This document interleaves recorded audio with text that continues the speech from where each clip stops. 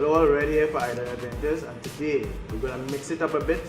And I am proud to be with Ria Ramnarine, former world champion boxer. Hi. So Ria, before I make any mistakes of how many titles and accolades that you have accomplished, can you just, tell everybody?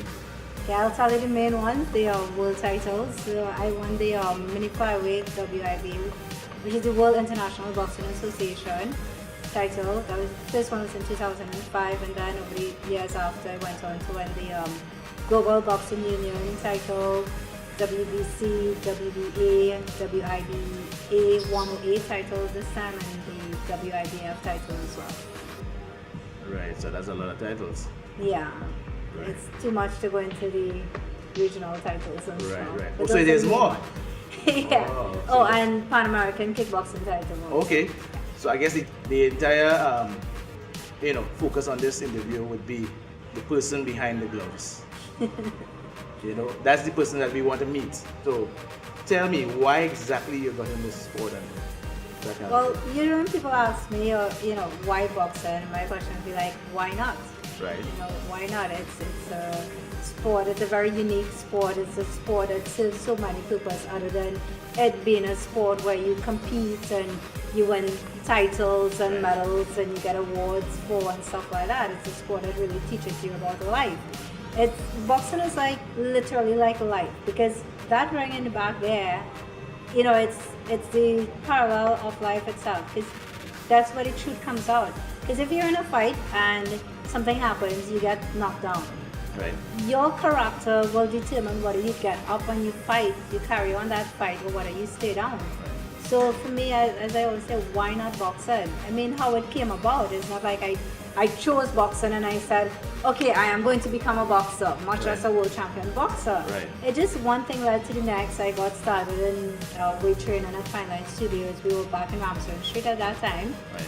And then saw the Karate Kids and I was like, that looks interesting. So I wanted to try that, and then kickboxing. I was like, that looks like the real deal. People are actually getting hit in that. So I want to see if I can deal with that. It Right. was a challenge for me. And at the time I started kickboxing, my coach, he saw that I was stronger with my hands. So he kind of geared me towards boxing, and also as a way to kind of keep occupied, because there wasn't many female kickboxers. There still aren't, actually.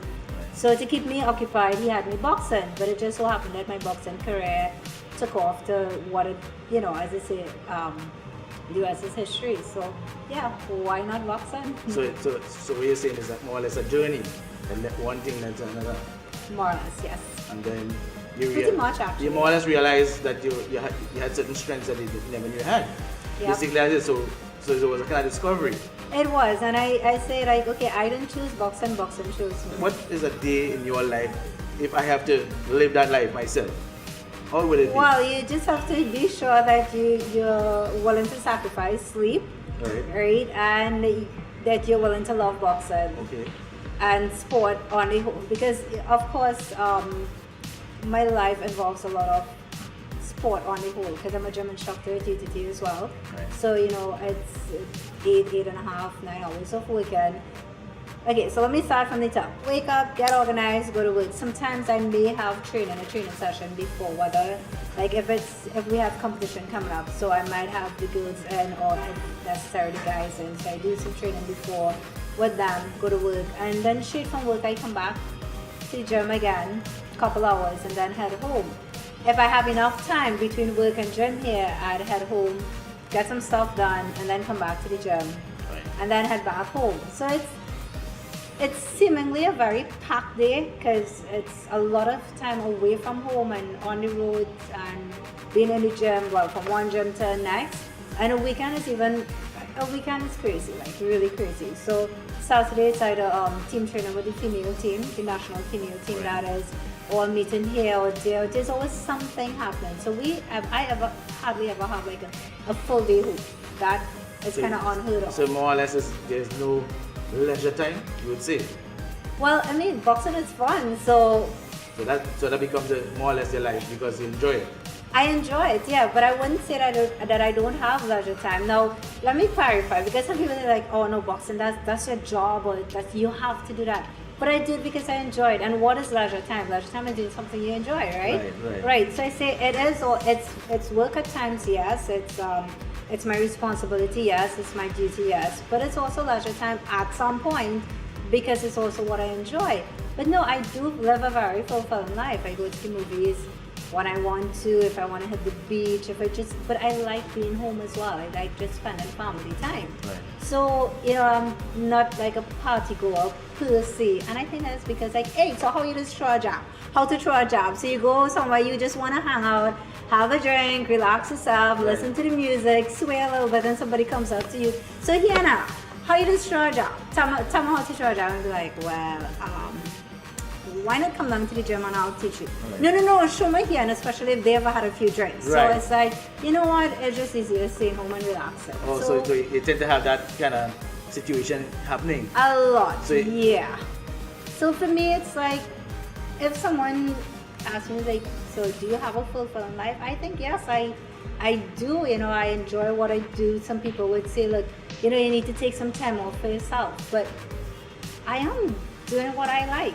So this is for myself. Yes, I'm teaching my athletes, I'm training them, I'm working with the upcoming athletes, but it's not about me winning. I have enough titles and belts and whatever. It's about helping them, but I enjoy it. So for me, I'm fulfilling life, yeah. Let's talk about your family life. In that the focus is basically, from what I'm seeing, and what they're telling me, is you wrap that entire life around boxing itself, but that becomes a core. Well, boxing forms a great part of my core, as does my family. Right. The thing is, like, I try to be, but it doesn't always happen, obviously, an individual. I can't remove myself from boxing. That's integrated. That's inculcated in my identity. Right. Someone sees me on the street, it's like, hey, look, the boxer. You'd hardly ever hear, hey, look, Ria, right? So it forms a very integral part of my life. Yes, a lot is wrapped around it. But at the same time, I try not to let it consume me, right? Now, when my family is concerned, and I have 2 sisters and a brother, my mom and dad, right? We grew up as a very close-knit family, working hard together to make ends meet and everything. I'm the youngest, so I'm considered spoiled. Right. But I just earned the right to be pampered, that's all. Okay. So family has always been very much a part of my life. They've always been at all my events. Now, at first it was very difficult to get my father's support because, as you were saying earlier, you don't expect your teenage daughter born into young adulthood to now start boxing, right? So it was a difficult period with him, but once I got his support, he was there all the time, right? As was my mom and my siblings. So they've been at all my fights. They've always ensured that I was, whatever they can do to ensure that I was prepared, whether it was I needed to sleep, they'd make sure the place was quiet, what I wanted, I had to get my nutrition in order in terms of my father going to get fish or whatever it was, they did their part, right? So it was nice having that connect between both. As I said, it wasn't always easy, but once I had it, it worked out fine. So I'm happy to say that both are interconnected, and a lot of it, my life.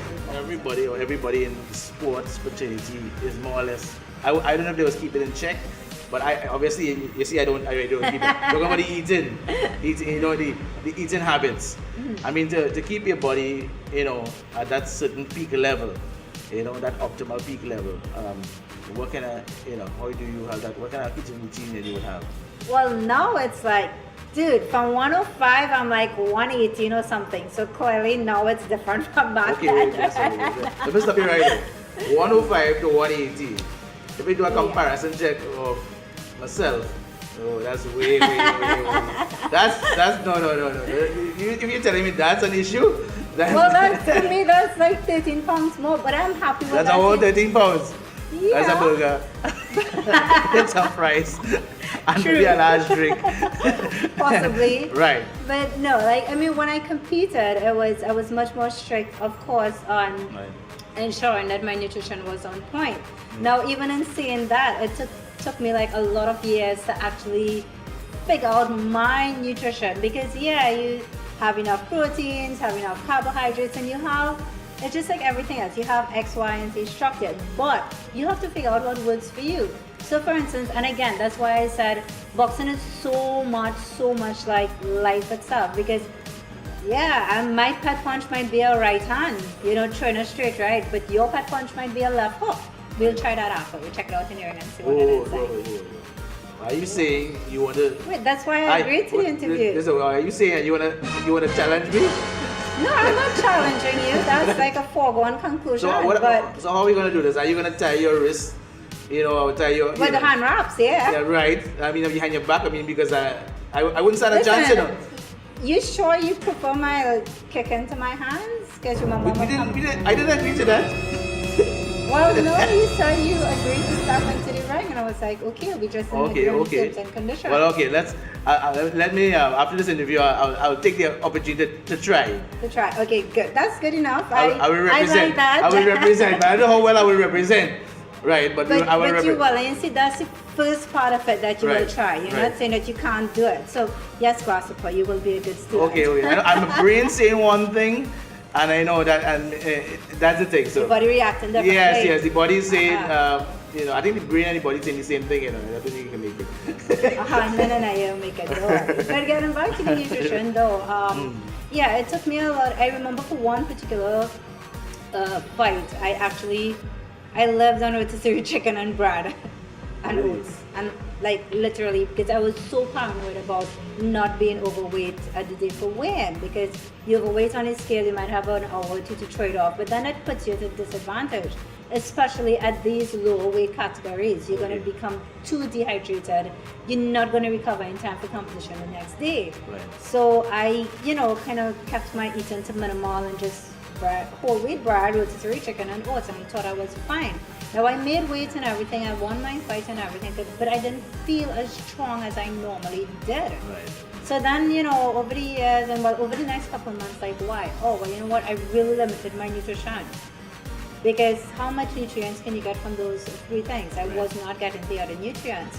So over a period of time and over the number of years, I figured out what worked for me. And once I ate balanced meals, I'd have my oats and whatever on mornings. I could have my bread. Like some people say, oh, don't eat bread at all. Listen, I love bread. I ain't gonna stop eating bread for nothing, right? So even when I was competing, I would eat bread, but you have to know your portions. You have to know how much and you have to know how often. Right. So for me, nutrition was basically on point once I had it figured out. And after that, weight was never a problem. I was hardly ever paranoid about it after. And then post-competition, post the competitive era, I was like, yeah, I feel to eat pizza today, so okay, I'm gonna eat pizza today. Then tomorrow, I feel to eat cheesecake. No, you know what? I had pizza yesterday, I'll wait for that cheesecake until next week. Okay. The point being that I wouldn't eat just any and everything that I'm feeling to eat, because I know I will put on weight, because I'm not training as hard as I used to. Right. I'm training when I get the chance or when I make the time. So obviously I'm not burning up as much calories or being as active. So I eat any and everything, but in, moderation. Right. So like this morning I had piece of doubles. I was happy with that. A piece of doubles? Yeah, only because somebody gave me peace. That's unheard of. Yeah, I know, unfortunately. In my circles, I don't think, a piece of doubles is unfortunately, well, he was kind enough to share like a piece, and that was during class actually. Okay. So yeah. But yeah, I'll have my 2 doubles every now and then. On a Friday night, I'd have like maybe KFC one Friday night, barbecue the next night. Right. The occasional slice of pizza here and there. So I don't say, what, I'm not supposed to eat that at all. I'm not going to eat it at all. Right. I eat it, I make sure I keep enough amount of training where I remain fit and healthy, and I'm a good example to my students. Well, that goes to my next point. I mean, you have to create that balance. Yes. And then at the end of the day, you have to have some pleasures, right? Yeah, it's like, man, you're allowed to. I don't know, I guess, or no? Like, no, you have to. Life is, okay, so I'll tell you what my coach taught me, right? And there's the philosophy part of it. So it's like, some people like to stand up, right? Stay steady, and then you have those who just like walk, they go, they're so focused on work and bringing in big income and studying well, just go. So they just walk it, just continue going, right? And then those I would say they like to stand up one place and whine. Have a good time party. So you're just standing up one place and whining, but you're not getting anywhere because you're just one place. Right. And then you have those who just going forward now, they're not getting that stand up and shake a little bit. Right. So it's like your walk and whine kind of thing. So walk and whine, okay. Yeah, you're chipping while you're going, so you remain focused on what you're doing. Interesting philosophy. Right, but you have to enjoy life at the same time. Right. Now, I had like a great period of time where I walked a lot. I just walked. I didn't stop and take, that bit of time. I didn't take that little whine now, you know what I mean? Right. So, but then it's like, from the experiences I've had, and then from, as I said, we don't just teach how to hit, throw a punch or block a punch or move. We teach about life itself. And so I have been taught by my coach, and it's like, oh wait, you know what? And this is why I said before that I try not to let boxing consume me. Right. So okay, you know what? On a Sunday morning I have class, and if you speak to some of the students, every once in a while they'll tell you that they got a text, hey, I'm spending the weekend in Toko, or I'm going to the beach. Alvin, which is my assistant instructor, he would be there, or Sensei would be there with you guys. So while I'm not, shunning my responsibilities of my class, I'm also taking time out for myself. And the great thing is that they understand that, and they are happy with it. So yeah, you have to walk and whine a little bit, find a balance. It seems so Trinidadian to say that. Oh, okay. Well, it is quite Trinidadian to say it, Right. but what we as Trinis do sometimes, and I say we because it's a phenomenal at times that a lot of us like to just whine. We don't focus on what we have to do. So you have to find that balance. It's more pleasure and less work. Yeah, I mean, if you're working, and like me, I'm a gym instructor. I love my job, so I'm happy with it. So then you find out, okay, hey, life is about pleasure. It's about being happy, about having fun. Because if you're doing things that you're not happy with, I mean, seriously, then what's the point? You just exist then. You have to not just, you have to find that way to be happy. You have to be happy. You have to find that balance. Yeah, and I mean, existing doesn't really do much for you. No. It's like, at any given point to me, it's like if I die like 2 seconds after, now, like, you know what? I lived a full life. I've created a legacy. I've created history in the country. I've enjoyed, I've traveled, I've spent time with my family. I even pick up stray puppies and find them homes. So let's talk about that. So let's talk about that kind of thing, what you do. I mean, that's not a regular thing. People doesn't really do that. Well, actually, we do have a lot more animal lovers than we think we do, but I think a lot of them are like me. Sometimes they don't like make it an issue to publicize it. Okay. But yes, of course, we still, like everything else or most things else, we need more. We need more people to be more caring about themselves, about their family. Exactly. We need humans to be humane. Yes, that's exactly. But I mean, I grew up, my family always had dogs. Cats here and there, but my mom is a bit allergic to the cats. Even the dog here, like a very furry one, she can't handle it too much, but she loves them just as much, which is why she helps me take care of mine at home. That's good. But I seemingly have a little adoption agency kind of thing going on. Oh, okay. Because people would just somehow come to me, hey, I found this little stray puppy. You think you could put him up on Facebook and see if we could get a home for him? And thankfully, it has always worked out so far. I've been able to get homes for the dogs. I've been able to place them with good families, good people, and usually, even though it's just people from on Facebook, they usually come recommended, or just by their tone, or just by the way they respond. I would be like, okay, this is somebody who doesn't just want the dog just to ill-treat the dog or whatever. Right. Or somebody told me this morning that make sure it's in set of people doesn't get the dog, right? But no, I ensure that the dogs are placed in good homes. Who said that, right? I don't know, but I think he kind of resembled you. Oh! Might not. Don't name any names. Okay, no, I won't call names, right? I'll just call colors. Right. And right, so that gets me to the other thing I want to ask you. I mean, you more or less covered it there. But what advice you could give somebody, who's following that similar kind of career? What What is advice? the dog agency or the No, boxing? sorry, no. That's good. Well, I mean, yeah, but that's what I mean. Yeah, back to the boxing. Sorry, not about your special dog adoption agency. Yeah. Whatever, right? We're not. Yeah. So, what advice you would give somebody? You know what? I would say go for it because boxing happened to me. As I said, it chose me. I didn't really choose it. It happened, right? And sometimes in life we have certain visions on what we expect it to be like and what we want it to be like, and we are afraid to take a different path or to try a different door. And like something I saw recently was that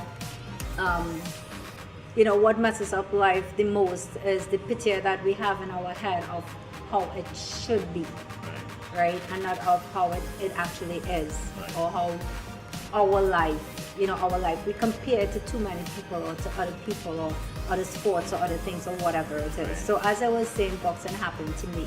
And if someone has the opportunity to follow a career in it, I would say go for it. It may or may not work out. I'm not telling you that it will work out or that you will become a world champion boxer or you will become a great coach. But you know what? Give it a shot. And if it works out, well then yeah, I'll be happy. We'll have more boxing people in the country. But really, given that advice, there's nothing stopping anyone really. And especially for the young women and girls out there who inhibited one way or the other because it's supposed to be like a man's sport. No, boxing ain't no man. Sorry guys, alright? Right. Yeah. Boxing is for everyone, right? I know they have this thing, it's a man's sport and whatever. Right. No. Right. It's for everyone. So don't let anyone tell you whether it's your parents, your peers, or whoever it is that boxing is not for you. No, you know what? Give it a try. As I said, you might reach at a particular level or you might go all the way. However far you reach, know in your mind and know in your heart that you give it a shot. And once you really love something or you develop that tenacity for it or whatever and you want to succeed in it, yeah, you will. So What I want to ask you, may or may not come as a shock, but I guess it comes to the personality of Ria Ramnarine. And you may be just trying to create a scenario. You may be hanging out with some friends, or you may be in a public place, and you may or may not, make a contact with somebody. Like passing by, somebody might, nudge you, or you might nudge somebody accidentally, or maybe carrying some drinks, and it may spill on somebody, and then it kind of explodes into something more contact. You and I both know that possibly that you could actually probably kill somebody. I'm not saying you know exactly where to hit somebody to do some serious damage. but we won't let that secret out. No, we wouldn't let that secret out. We wouldn't let that secret out, right? But it's only obvious that if you're in a situation that they may have, something happens like that. If they usually, I don't use the word court and law and that kind of thing. This is not really that for that. But they would always say, you're a trained person, you could have, have some restraint, But you're about 5'2", I think. And a half. Right, and a half. Sorry, I apologize. I thought the half. Right, that's important. A half is a lot, right? In some circumstances. And this guy is like, you say 6 foot. I just use a guy. It could be a girl. I don't know. They have a lot of big girls out there too. They want to, get more serious. They're kind of rough. How do you deal with a situation like that? Well, it's difficult to say how I would deal with a situation like that. Now, mind you might have someone who's smaller than I am, but they could probably kick butt more than me. Right? They might be a trained fighter too. Right. Now, the thing about it, being a trained fighter, it can go to either extreme, because the thing is, you have someone who has control and who has that discipline to know when to use their skills. And then you might have someone who just looking to pick a fight just to see if their skills can work. Or they're just that aggressive, or they don't have that control and discipline as yet. So for all you know, that 6 foot something person might be a trained fighter too. Now I ain't stupid, as much as I said, I know I can defend myself to a good extent, but I have to be smart. I have to assess the situation. So that's why I said it's difficult to say exactly how I would react unless it actually happens. So it all depends on the situation. Yeah. And then in a nutshell, it more or less when you assess the situation, sometimes you may choose not to fight.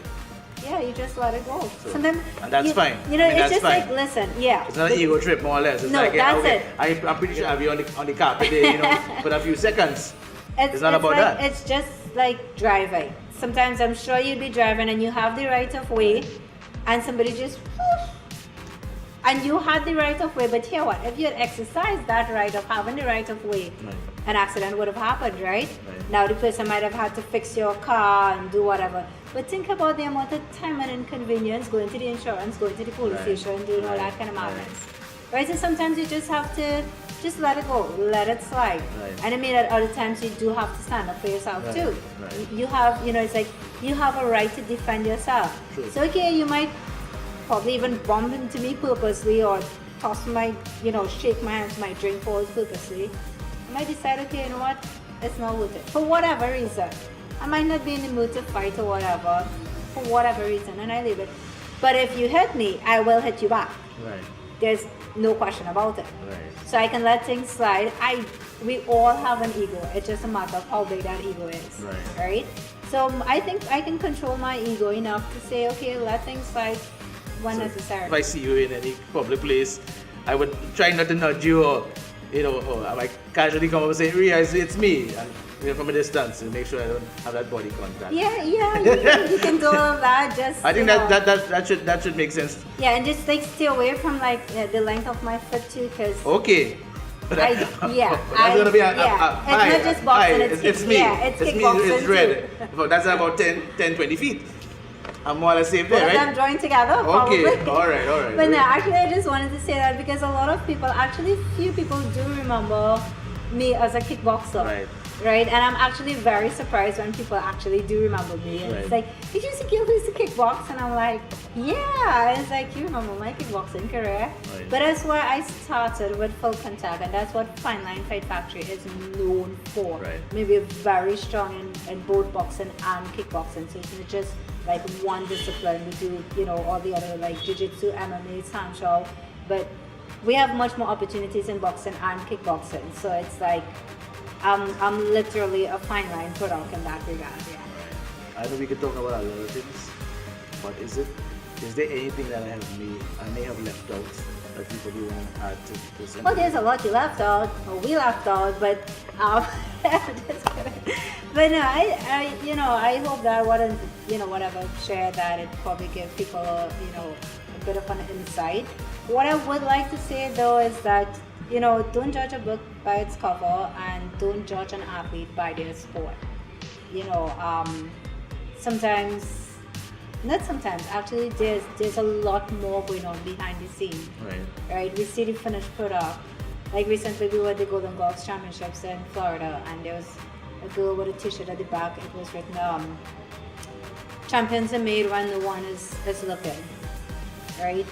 And for me, it's like, yeah, no one sees when the champion is being made. So there's a lot going on in the background. So just don't see the finished product and judge the finished product by what you see. You know, sometimes probably be a little bit more informed, probably be a little bit more read about things. And yeah, the last bit of advice, you want to get into boxing or contact sport or any sport for that matter, yeah, go for it. But of course, boxing has, you know, much more benefits. You learn to defend yourself, your self-esteem and self-confidence goes up way much more. And as you might have witnessed earlier, boxing fitness is different from. Is it more endurance? It's more of everything. Okay. Yeah, it's more practical. It's more practical training because not this in like weightlifting or everything, but you know what, dude? If you have like you're really big and strapped and everything, and Right. you need to run for your life. Right. And you don't have endurance, you ain't gonna get it very far. So you need, again, we go back to that balance. Right. You need to have a balance of everything. And boxing really does that. It gets you stronger mentally, physically, and psychologically. Right. So the thing is, no. My final question would be, no. You know, what's the future for you? What's the future for Ria Ramnarine? But you know, recently I was asked a question, where do I see myself in 5 years? I think I was asked this question about 2 weeks ago. Okay. And I didn't really answer the question. And then I explained to the interviewer why I didn't answer, because where I saw myself 2 years ago isn't where I am today. Right. Right? And it's not in a negative way. Right. You know, it's just that I just didn't see certain things happening over the past Right. 2 years, right? So I'm in a good position today. Right. I'm just not in the position that I thought I would be, and who knows, maybe that position might have been better than this one, or it might have been worse, right? So in saying that, what I would like for the future, that my perspective keeps changing with my experiences, and every day it's a new experience, right? But what I would like to see is that by then, let's see, 2020, I hope to have an athlete at the 2020 Olympics. If not 2020, I know we're going to be on the 5 years, but at least 2024. I think for me that would really crown my career as a coach. I've achieved much more than I wanted to. Not that I wanted to, that I set out to as an athlete, but as a coach, I think that would probably be one of the crowning moments.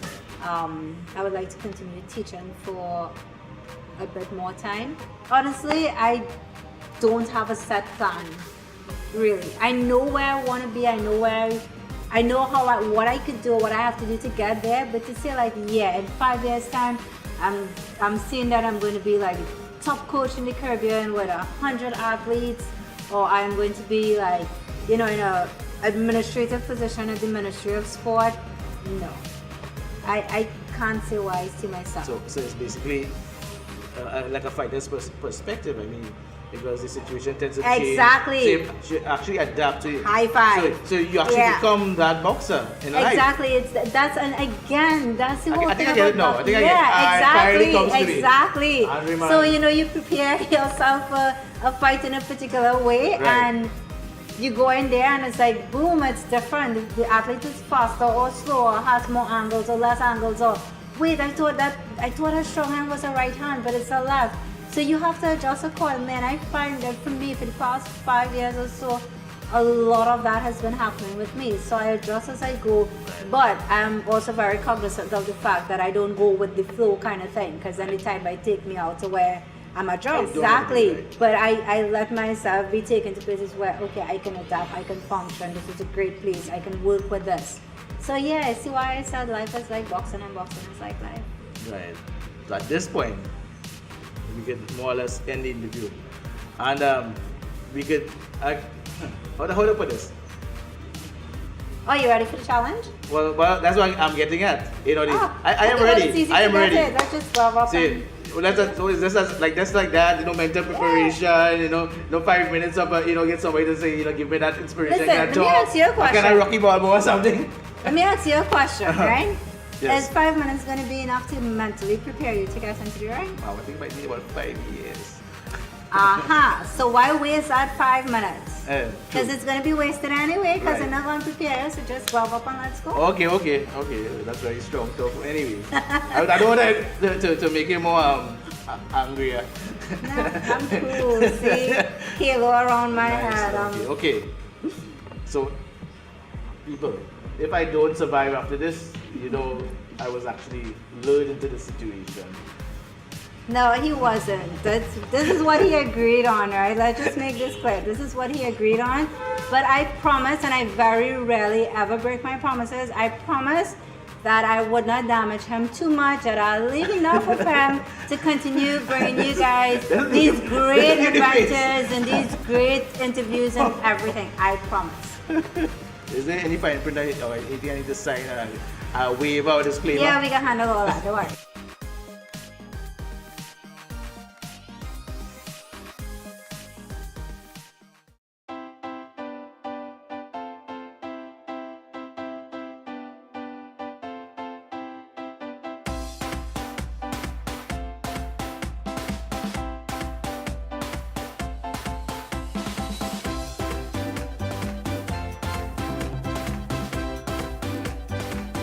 I'm a double this morning, so I think I have